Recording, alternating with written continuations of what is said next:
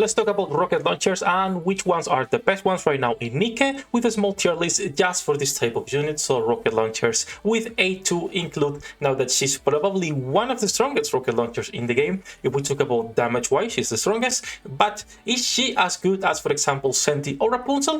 Let's talk about it. Hello internets, welcome back to Waifus. I'm Sefi. Before we start, leave a like, subscribe, join our Discord community, and we stream every single day, both on Twitch and YouTube. Now enough with the self-promotion, let's start with the tier list. This is going to be once again only for rocket launcher units, so we'll come here and we'll do our all, and we'll start with the lower ratings to the top. You will be seeing on the screen every time we start a new rating the tier list updated. So we're gonna be starting with what could be D or C minus, whatever you want to call it, right? There's only two units in here really, and that's gonna be Jan and Anis. Now Jan, sadly, even though she looks amazing, one of the best looking NIKKEs in the game, those legs are killing me, but her kit is not that great. First of all, her skill number one, which is skill number two, which is the best part of her kit, increases attack and critical rate every time she attacks with full charge. You will be able to maintain this up forever. This is a permanent buff as long as the AI fully charges and shoots. The thing is, the percentage numbers are so low compared to any other B1 that it's not worth using, because it doesn't even stack. If it was a stackable, like maybe 5 times or something, it would be great. But right now, getting a 1% increase in attack and a critical rate for like a couple seconds is not good enough.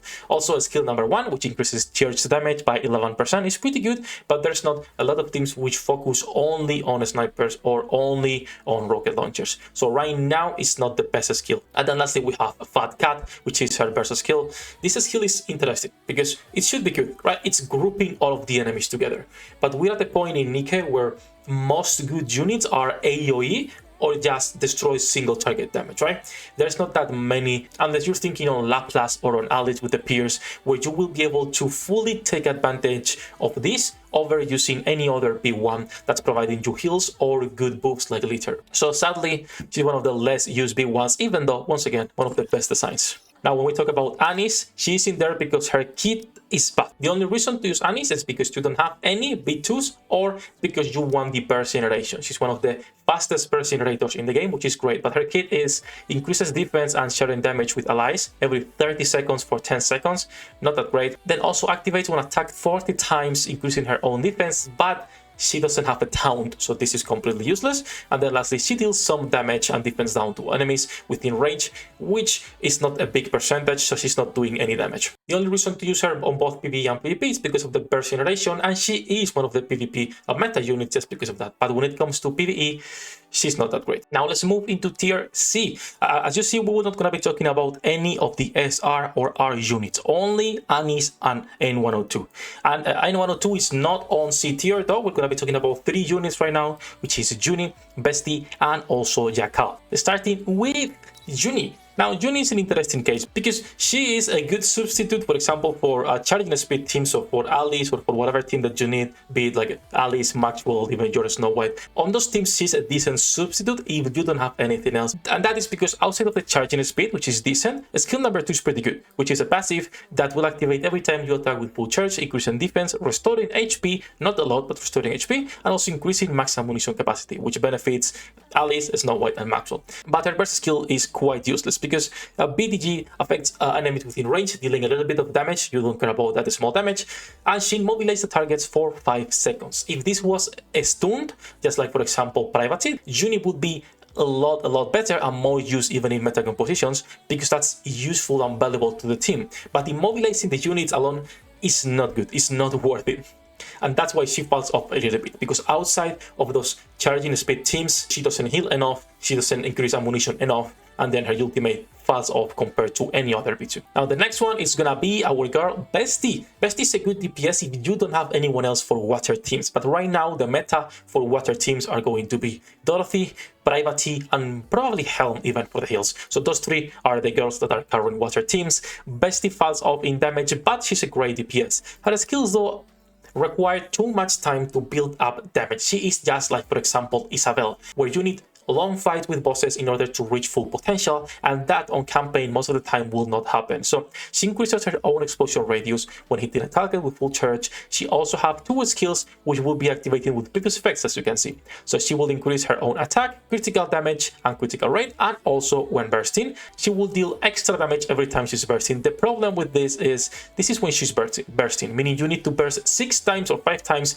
to get to this last stage. And same with the skill number 2. It's not when you are entering full burst, it's when you are using her burst skill. So this will take a long ass time, and that's the problem with this type of skills that are a 40-second cooldown, or when the unit specifically burst, right? It takes too long, and that's why she falls off a little bit. And now lastly, on tier C, we have our girl Yakal. Now Yakal has a problem, and that's her kit is mostly oriented for PvP. In PvE, you will almost never see her. The reason is skill number 1, for example, is activated when attacked 10 times, which will not happen on its own super fast unless you're on PvP because of this plus damage. But in PvE, this skill is a little bit useless. Skill number 2 is pretty good. When you enter the battle for 120 seconds, 2 minutes, she will share damage with 2 allies with the highest attack, so your 2 main DPSs. But once again, a lot more focus for PvP. In PvE, the shared damage is not useful, it's not valuable. You are most of the time getting one-shot by enemies or getting annoying raptors.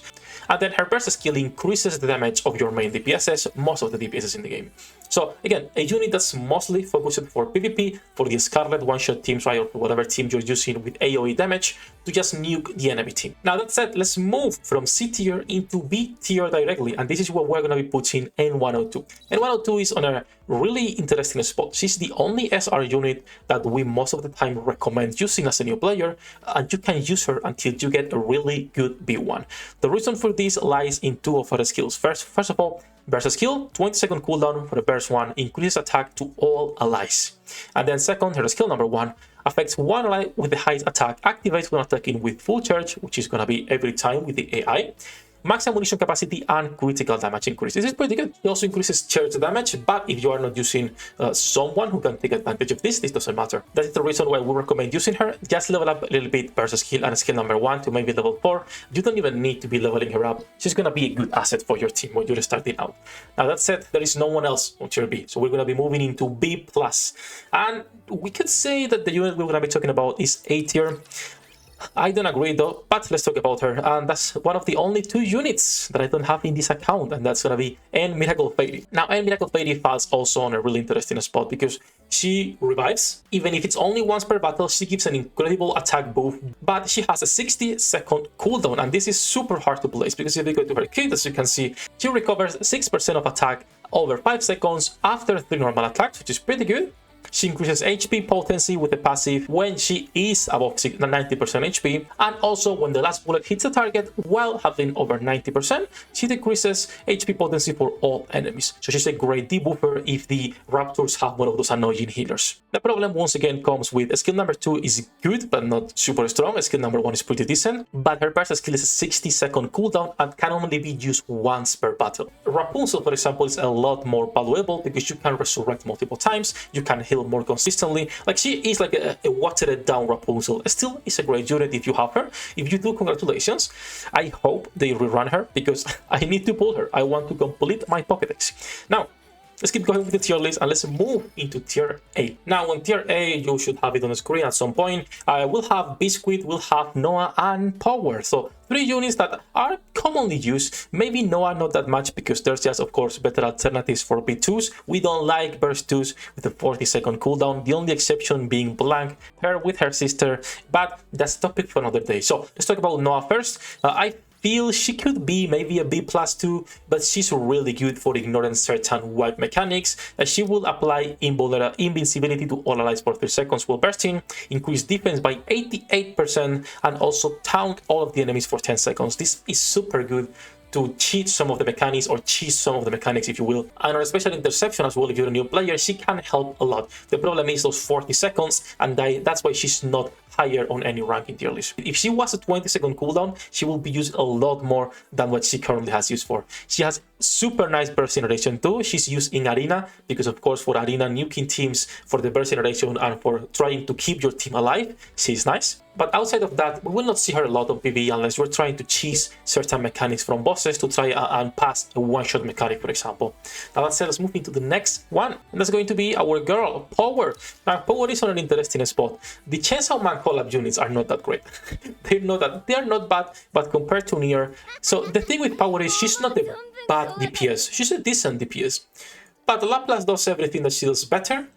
And now we have A2, which is like the next step. So there is really no reason to be using her unless you don't have any other DPSs, because she is a fire unit, right? Yeah, so she's a fire DPS unit, and we have Alice Modernia. Like, she's not on the top DPSs for fire nor for rocket launchers. She's in that weird spot of not getting a lot of light or recognition because there are just better alternatives. Just like, for example, Harran. Now, once again, she has a good kit. It's just she cannot shine as much as the other DPSs, sadly. That's why she's not higher on the tier list. Now, speaking of that, let's go into A+, and that's going to be our girl, Noise and Laplace. And let's start with our girl, Laplace. She has incredible burst generation, and when the bosses have multiple parts together, she's going to be incredible thanks to her burst skill, because she's just threading through everything. So if there are multiple enemies paired together, or a boss has parts super close, she's gonna be one of the best units in the game. Nothing to say about our girl Laplace. In my case, she was on my main team until chapter 20 or 22, if I remember correctly. She also was one of my first fully overloaded units,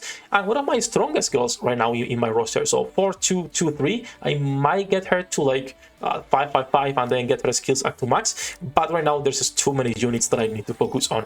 Now let's talk about the other girl on the tier A+, and that's going to be Noise. To max her potential, you need to be playing her on manual. Her kit is pretty good because she has a damage taken debuff for all of the allies, and that's after being attacked 20 times. You can be permanently taunting with Noise if you are playing on manual properly, thanks to skill number 2, which is affect the target when attacking with full charge, taunting for 2 seconds, and also increasing max HP by 19% on level 4. So pretty good skill. And then lastly, her burst, which is constantly recovering HP and increasing even further the max HP.